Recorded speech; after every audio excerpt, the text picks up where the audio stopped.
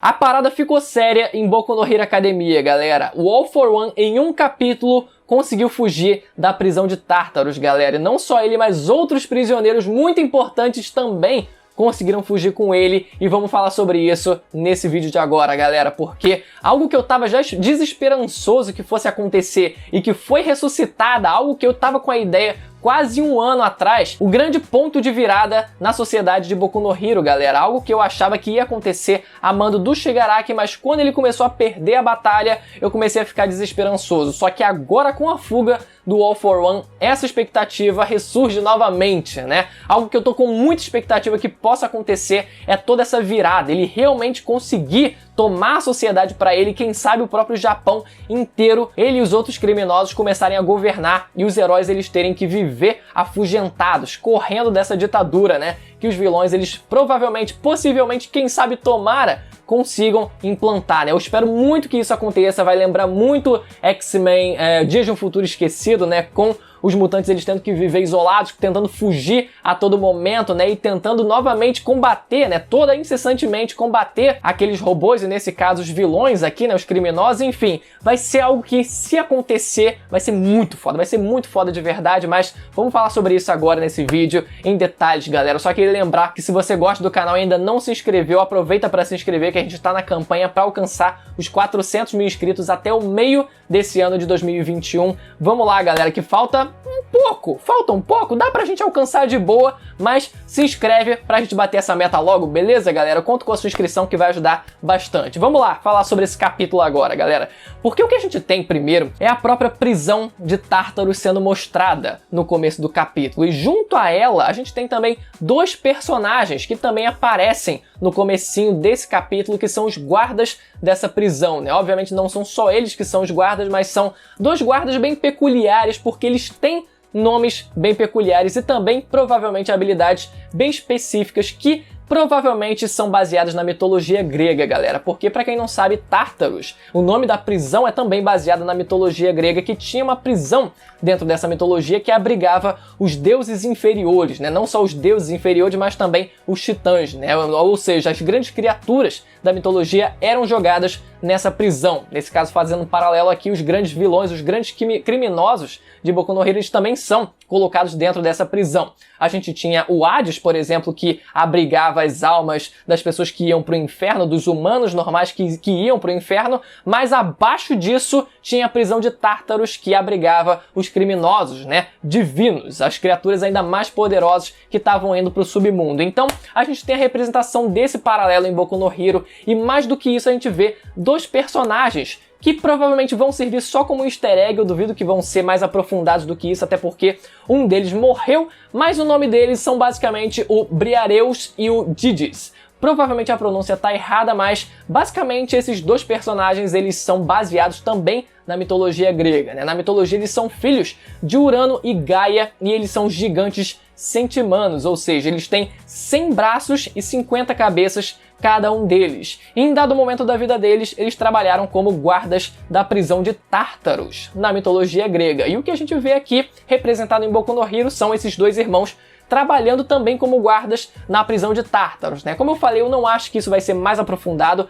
Pode ser que um desses irmãos, que foi o que ficou vivo, pode ser que ele seja mais aprofundado, mas eu ainda acho difícil. Eu acho que vai servir mais como um easter eggzinho para acrescentar toda essa pegada, né? Todas essas referências da mitologia grega nessa prisão de Tartarus, né? Até a própria habilidade deles, né? Se a gente vê que eles têm vários braços, né? Nessa scan, fica muito condizente também com a inspiração a qual eles foram baseados. Depois a gente vê uma discussão interessante de alguns agentes daquela prisão de Tartarus, né, falando sobre matar ou não aqueles prisioneiros, né, porque o trabalho que eles estavam tendo agora poderia ser evitado se eles simplesmente matassem aqueles prisioneiros, né. Isso é algo que realmente vale a pena ser discutido, né? Algo que provavelmente deveria até ser mais discutido do que normalmente né? Eu acho que é uma discussão interessante para o mundo de Boku no Hero quando a gente tem vilões criminosos que são realmente perigosos em massa, que conseguem causar um estrago em massa para a sociedade, não são simplesmente pessoas que vão matar uma pessoa ou outra, mas se eles estiverem soltos,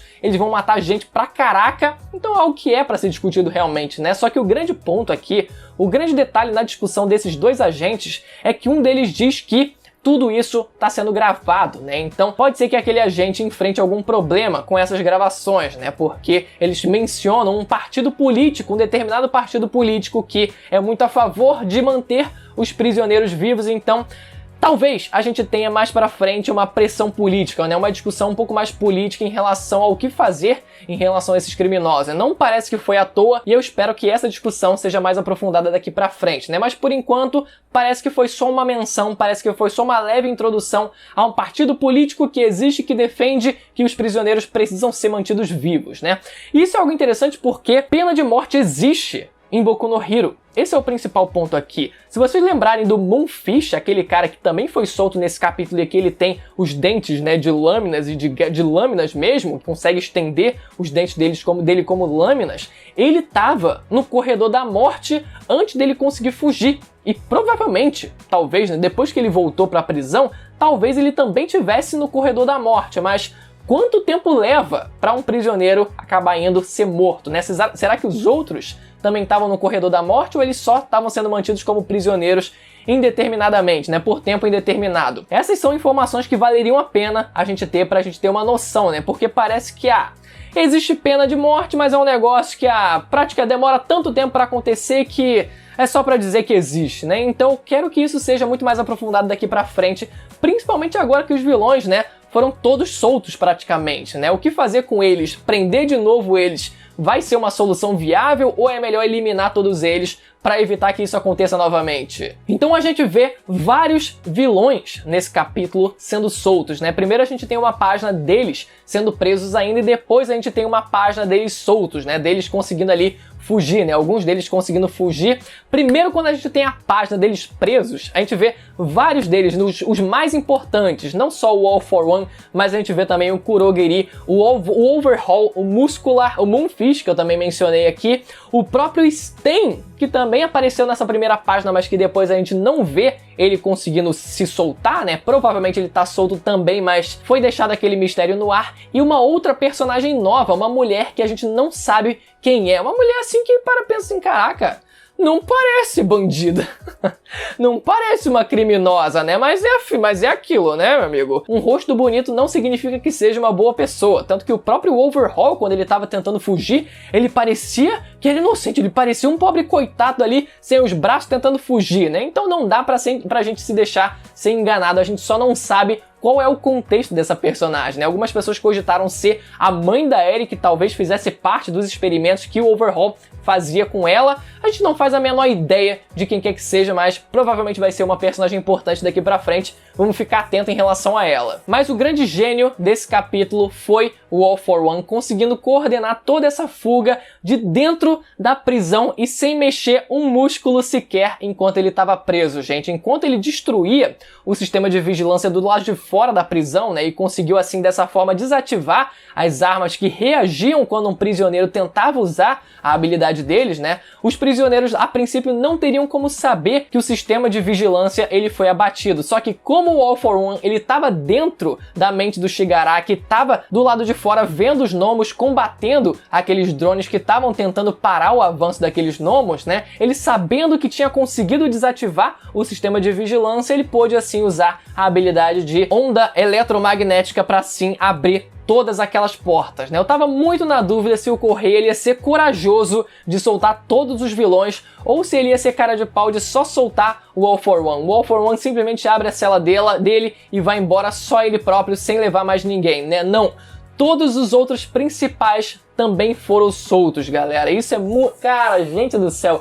Todos os outros foram soltos também. Nem todos eles, pelo menos até agora, né, não vão se juntar ao All for One, mas isso é muito provável que isso aconteça num futuro breve, né? No fim, quem vai ficar no topo vai ser, obviamente, o All for One e todos os outros, eles provavelmente vão ficar abaixo do All for One, trabalhando para ele também. Mesmo os que não trabalharam antes ainda. Ele até antes de se soltar, ele tinha usado a habilidade do Search através do corpo do Shigaraki para assim tentar localizar o corpo original dele, mas ainda assim era muito problemático, né? Ele considera muito difícil se soltar simplesmente arrombando as paredes da prisão porque é uma prisão subterrânea, né? Uma prisão, na verdade, submarítima? Uma prisão submarítima e que não seria possível, né? Ele ia simplesmente alagar a prisão inteira e talvez acabasse com a pressão da água destruindo a porra toda e ele ia acabar morrendo nesse processo, né? Então era mais viável, ele descobrindo que estava muito lá embaixo, assim ele se soltar da maneira como ele se soltou nesse capítulo e assim conseguir chegar até o topo da prisão. Mas antes disso acontecer, uma coisa que também aconteceu nesse capítulo foi todo o diálogo que ele teve com o Shigaraki, né? Ele dividindo ali o controle do corpo do Shigaraki com ele e eles discutindo quem tem que controlar o corpo, o Shigaraki querendo controlar o próprio corpo, o All for One não deixando, mas ele também ao mesmo tempo que não deixa, que quer tomar o controle do corpo do Shigaraki, ele também dá aquela massageada ali de leve no ego do Shigaraki dizendo que não, você não é um simples espião, você é na verdade o futuro eu. E isso quando a gente coloca na nossa gramática essa frase, fica muito ambíguo, né? Porque ele poderia estar muito bem dizendo, olha, você é o futuro eu porque eu vou me colocar no seu corpo, eu vou introduzir a minha mente no seu corpo e assim eu vou tomar o seu corpo pra mim, né? Ou você é o próximo eu, se a gente considerar aqui a interpretação mais superficial da frase, ele é o próximo eu, sendo o próximo herdeiro, né, do trono, de tudo que ele tá tentando conquistar desde anos atrás. E no final do capítulo, aquela página incrível do All for One solto com o Shigaraki na frente dele, galera. Aquela página foi muito braba, foi muito boa de verdade. Toda a escampirata, com aquele sombreamento 3 vezes maior do que normalmente é na versão oficial, contribuiu muito para esse capítulo que já era escuro pra caraca, né? Já tava acontecendo uma fuga de noite, mas ainda assim eu sinto que pelo menos dessa vez isso contribuiu, né? De alguma forma, né? Toda essa sombra a mais por conta da escampirata, do papel queimado que eles queimam antes de escanear, eu acho que contribuiu para climatizar, ambientizar tudo que foi esse capítulo, né? Agora, foi engraçado que o All for One, ele tá segurando o equipamento para ele se manter vivo, né? Junto dele, e ele também tá segurando um random do lado dele. Eu não sei se aquele random é um guarda qualquer, que ele simplesmente matou pelo caminho, porque aquele random parecia estar com um capuz. E os guardas, eles não estavam usando capuzes. Será que algum prisioneiro... Os prisioneiros, eles não estavam usando também capuz, né? Eles estavam usando roupas de prisioneiros. Então, talvez seja um random qualquer, mas o ponto é, mesmo que o Overhaul fuja, ele não tem como usar as habilidades dele, então é bem possível do All for One roubar a habilidade dele também e quem sabe até atrás da Eri depois, né, galera? O negócio vai ficar feio aqui, o negócio vai ficar feio, muitas possibilidades e com certeza o Shigaraki ele vai ficar abaixo dentro de toda essa hierarquia, de todo esse império. Olha aí, ó, a referência a Star Wars que é muito óbvia, né, em Boku no Hero, né, de todo esse império que o All for One ele vai começar a colocar em prática a partir de agora, gente. O Shigaraki ele com certeza vai ficar abaixo, mas durante o tempo ele com certeza vai começar a se questionar em relação a tudo isso, né, até mesmo durante a discussão que ele teve com o All for One, ele diz, né, você rejeitou a sociedade que tentou ajudar você e blá blá blá. Uma hora essa sociedade vai tentar ajudar de novo e com certeza a resposta do Shigaraki vai ser diferente. É muito óbvio que vai acontecer a transição do mangá começar a trabalhar o Shigaraki para que aos poucos ele se torne uma boa pessoa, para que no final ele obviamente se junte ao Midoriya para tentar derrotar o All for One, que nunca deixou de ser, pelo que parece, né, o vilão final dessa história. E ele termina dizendo que essa é a história de como ele vai se tornar o Rei dos Demônios, né? O que faz um paralelo muito óbvio com a fala do próprio Midoriya no começo da história, dele dizendo que essa é a história de como ele vai se tornar, de como ele se tornou mais especificamente, né, o herói número 1. Galera, lembrando, quem não é inscrito para se inscrever no canal, aproveite esse momento se você gostou do vídeo e não se inscreveu ainda, se inscreva para não perder os próximos vídeos de Boku no Hero que saírem aqui no canal e também ativar o sininho para receber as notificações desses próximos vídeos, beleza, galera? Eu vou ficando por aqui, conto com a sua inscrição, até a próxima, tchau!